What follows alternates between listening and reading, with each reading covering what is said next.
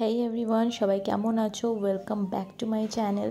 আশা করছি সবাই ভীষণ ভালো আছো। আমি এই গরমে মোটামুটি আছি। তো দেখতেই পাচ্ছ এখন আমি রাস্তায় বেরিয়ে গেছি, আর আমার উদ্দেশ্য হচ্ছে একটা বন্ধুর বাড়ি। অ্যাকচুয়ালি আমার একটা ফ্রেন্ডের আজকে হচ্ছে বেবি শাওয়ার, বাংলায় আমরা যেটাকে বলি সাধ। এটা হচ্ছে ওর 7 মাসের সাধ, যেটা ওকে ওর শ্বশুর বাড়ির তরফ থেকে দেওয়া হয়েছিল। আর এখানে দেখতেই পাচ্ছ মধুমিতা ওর ছেলেকে নিয়ে বসে রয়েছে। এই দিনটা প্রত্যেকটা মেয়ের জীবনেই একটা খুবই গুরুত্বপূর্ণ, খুবই মেমোরেবল একটা ডে। জীবনে প্রথমবার মা হওয়ার সময়তে এই পরিবারের তরফ থেকে এই যে আলাদা করে একটা স্পেশাল ডে সেলিব্রেশন করা হয় হবু মায়ের জন্য, এটা যেমন মায়ের জন্য ভীষণভাবে মেমোরেবল, বাড়ির সকলেও ওই দিনকে ভীষণভাবে আনন্দ করে কাটাতে পারে। ভালোবেসে সবাই এই দিনকে মায়ের জন্য, মায়ের যা যা পছন্দ সেই সমস্ত রান্নাবান্না করা হয়, তার জন্য তার যা যা ভালো লাগে তাকে সেই সমস্ত জিনিস গিফট করা হয়, যাতে সে আরও বেশি করে স্পেশাল ফিল করে, আরও বেশি করে যাতে তার মন ভালো হয়ে যায়।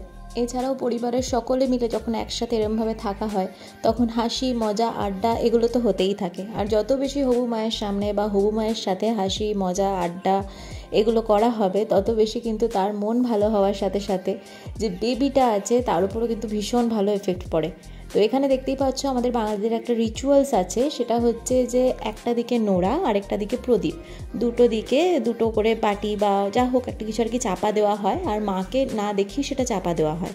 আর মা যেটা না জেনে তুলবে, তো এটাই আর কি মানে রিচুয়ালস হিসাবে আর কি মানা হয় যে যে বেবিটা আর কি হতে চলেছে সে আর কি মানে সেটাই আর কি হতে পারে। যেমন আর কি মানে নোড়া মানে হচ্ছে আমাদের বাঙালিদের মধ্যে ধরা হয় যে ছেলে হবে, আর যদি মা প্রদীপ তুলতো তাহলে ধরা হয় যে মেয়ে হবে। মানে এটার কোনো সায়েন্টিফিক কোনো রিজন নেই, এমনি জাস্ট ওই মজা করার মতন করে। এই যেমন দেখতেই পাচ্ছি এখানে সবাই কত মানে হাসি খুশি, কত মানে হাসছে মজা করছে ব্যাপারটাকে নিয়ে। ওই যে দিদার কোলে দেওয়া হয়েছে, দিদা নোড়াটাকে মানে পুরো একদম একটা বাচ্চার মতন করে আর কি আদর করছে, চুমু খাচ্ছে। এইবারে মাসির কোলে দেওয়া হয়েছে, এবার মাসি এসে বলছে বাবা এবার তুমি নাও, তুমি মানে বাবার খালি ব্যাপারটা দেখুন আপনারা সবাই। বাবা বলছে যে আসো বাবু কোলে এসো, এরকম একটা ব্যাপার আর কি। হবু বাবার এই কাণ্ড দেখে মানে সবাই তো একদম প্রায় মানে হেসে লুটোপুটি খেয়ে যায় আর কি, এরকম একটা ব্যাপার।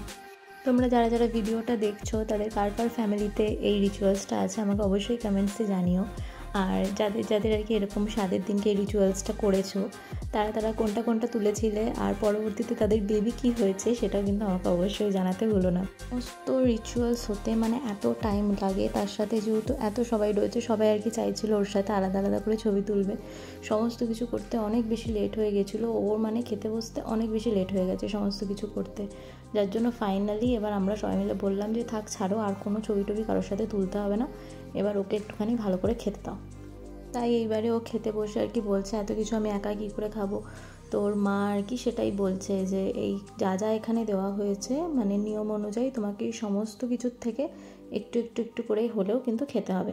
আর ওর এই যে খাবারটা বেঁচে যাবে, মানে এটা আমাদের বাঙালিদের নিয়ম অনুযায়ী আর কি, এটা কিন্তু ওকেই খেতে হবে। মানে পরবর্তীতে বেঁচে গেলে ধর রাত্রিবেলা খেলো বা যখনই হোক খেলো, মানে ওর এই খাবারটা কিন্তু আর অন্য কেউ খেতে পারবে না। তো যাই হোক ও ওখানে খেতে বসে গেছে, আর তারপরে আমরাও এখানে ওপরে খেতে চলে এসেছি। মেনুতে দেখতেই পেলে তোমরা, সবার আগে ছিল ভাত, তারপরে হচ্ছে ভেজ ডাল, তার সাথে হচ্ছে চিপস, আর তারপরে ছিল এখানে পটলের দোরমা, এটা অনেকে দোলমাও বলে, আর এর ভিতরে কিন্তু চিংড়ি মাছের পুর ভরা ছিল।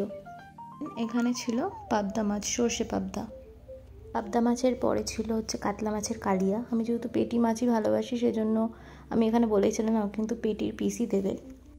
আর তারপরে চাটনি পাঁপড় তো অবশ্যই থাকবে। এটা বাঙালিদের যে কোনো অনুষ্ঠান বাড়িতেই আর কি মানে কমন একটা ব্যাপার, যে ফিনিশিংয়ের টাইমে চাটনি পাঁপড় তার সাথে হচ্ছে মিষ্টি। আর শ্রী গুরু ক্যাটারারের তো রান্না নিয়ে মানে জাস্ট কোনো কিছু বলারই থাকে না।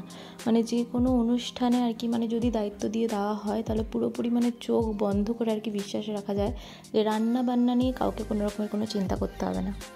আমি ওদের কন্ট্যাক্টটাও নিচে ডেসক্রিপশানে দিয়ে দেবো। আজকে আমার ব্লগটা তাহলে এই অবধিই রাখলাম। তোমাদের কেমন লাগলো এই বেবি শাওয়ার ব্লগটা আমাকে অবশ্যই কমেন্টে জানিও। আরও নতুন ভিডিও দেখতে আমার চ্যানেলটাকে অবশ্যই সাবস্ক্রাইব করে দিও।